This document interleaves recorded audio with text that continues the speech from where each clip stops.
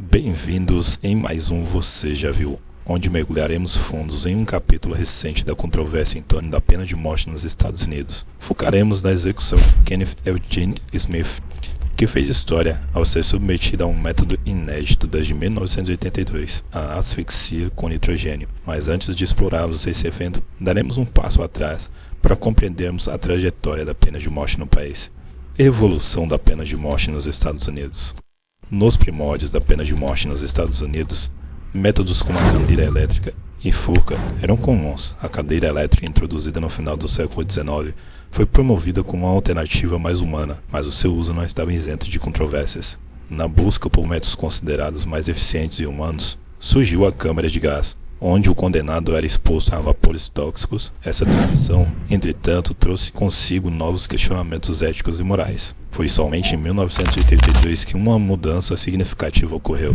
A injeção letal foi introduzida como uma resposta crescente à preocupação com a humanidade das execuções anteriores, considerando uma alternativa mais clínica e menos brutal. A injeção letal logo se tornou um método padrão em muitos estados norte-americanos. Charles Brooks Jr. tornou-se um nome que marcaria a história da pena de morte nos Estados Unidos. Em 7 de dezembro de 1982, foi o primeiro prisioneiro a ser executado pela injeção letal nos estados do Texas, inaugurando uma nova era nas práticas de execução.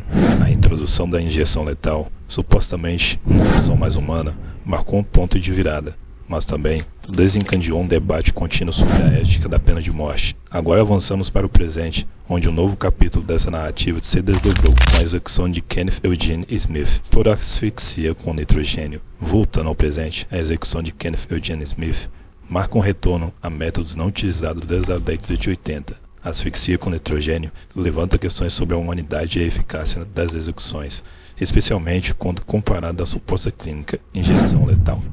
As complexidades não param por aí.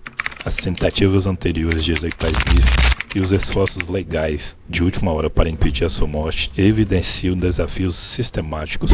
A Suprema Corte foi chamada a intervir, mas a execução prosseguiu, destacando a controvérsia que cerca o sistema judicial em torno da pena de morte.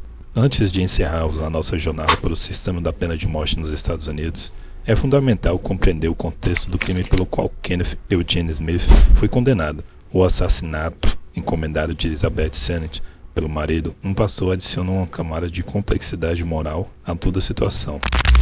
Em 18 de março de 1988, a vida de Elizabeth, uma mulher de 45 anos, foi brutalmente tirada por Kenneth, conforme declarada pela governadora do Alabama, Kay Ivey. Uma história que envolve não apenas um homicídio, mas um trama intricado de relacionamentos e traições. O crime orquestrado por marido de Elizabeth, um pastor adicionou um elemento de traição à trama.